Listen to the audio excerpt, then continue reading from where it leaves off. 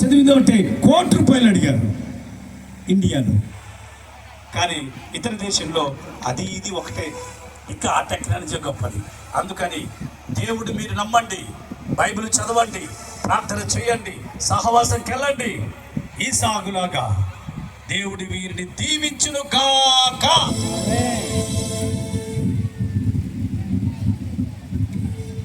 ఎందుకు వచ్చావు ఇక్కడికి చెప్పండి. ఈసాకు రిబ్కా లాగా దేవుడు వారిని దీవించును గాక.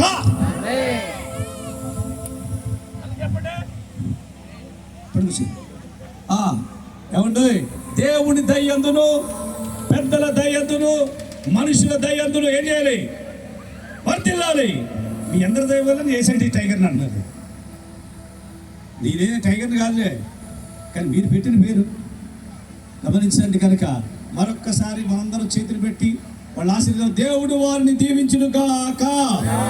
ఇదే ప్రకారం ఇదే తిప్పటగా చేయలో పెట్టండి. అందరూ కూడా ఒకసారి మనం వచ్చి ఇంకా భోజనాలు కూడా అక్కడ గడ్డి పెడతాం. దేవుడు వారిని దీవించును గాక. దేవుడు వారి చర్చికి వెళ్తురు గాక. వారు రోజు బైబిల్ చదువుదురు గాక. పెద్దల మాట, దైవజనుల మాట వారు ఇందురు గాక. దేవుడి మాటలు దీవించును గాక. అయిపోయి